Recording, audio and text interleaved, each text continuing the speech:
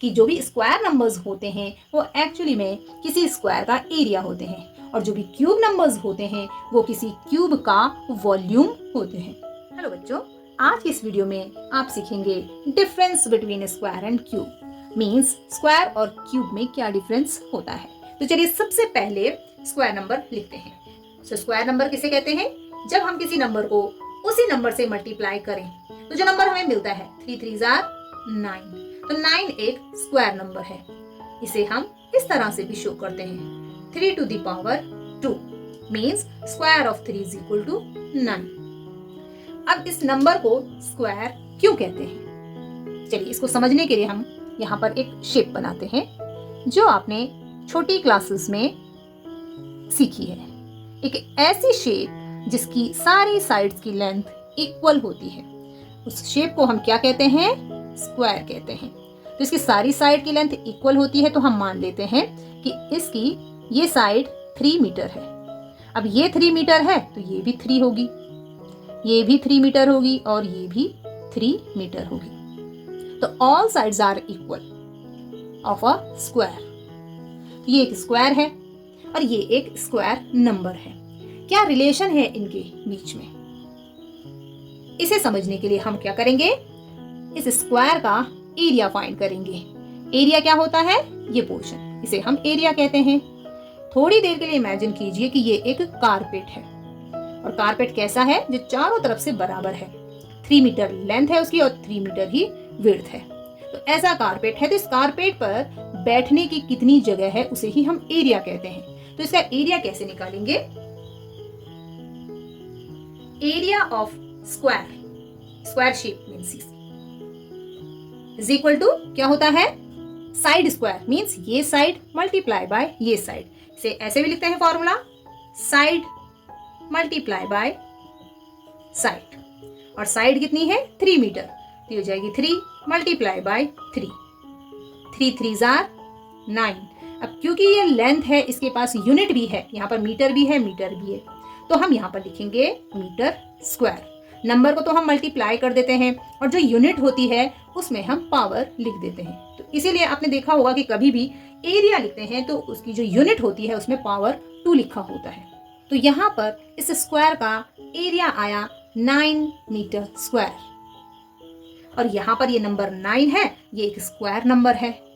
तो आपने क्या देखा कि स्क्वायर नंबर होते हैं किसी नंबर को उसी नंबर से मल्टीप्लाई करने पर मिलता है, और किसी स्क्वायर का एरिया क्या होता है? उसकी साइड को साइड से मल्टीप्लाई करने पर आता है।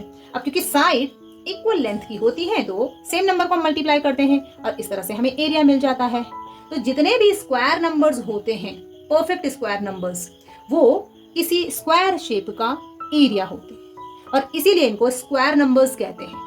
ओके, अब हम बात करेंगे क्यूब की। क्यूब नंबर क्या होता है? देखिए यहाँ पर हम ले लेते हैं 2 को अगर मैं 3 टाइम्स लिखूं और मल्टीप्लाई करूं तो मुझे कौन सा नंबर मिलेगा?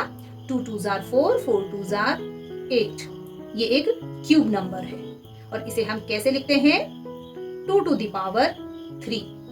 2 को मैंने 3 बार लिखा है इसलिए पावर में 3 आया है। यहाँ पर 3 2 टाइम्स लिखा था, 2 बार लिखा था तो पावर में 2 आया। ओके, तो 8 एक क्यूब नंबर है और इसको इस तरह से लिखते हैं। अब जैसे यहाँ पर जो 9 स्क्वायर है वो स्क्वायर के एरिया को रिप्रेजेंट करता है, तो ऐसे ही जो ये क्यूब है ये किसको रिप्रेजेंट करता है? तो इसे समझने के लिए हम यहाँ पर एक शेप बनाएंगे।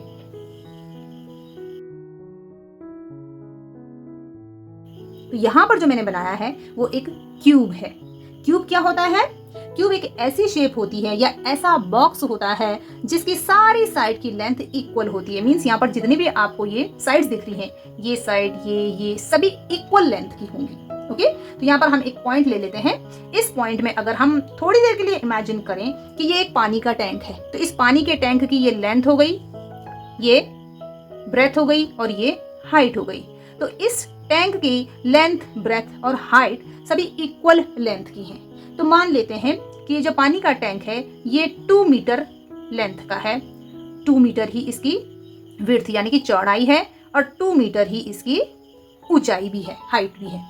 तो ऐसे टैंक के वॉल्यूम को ही हम क्यूब नंबर कहते हैं। ओके, ये जो 8 है ये इसका वॉल्यूम है।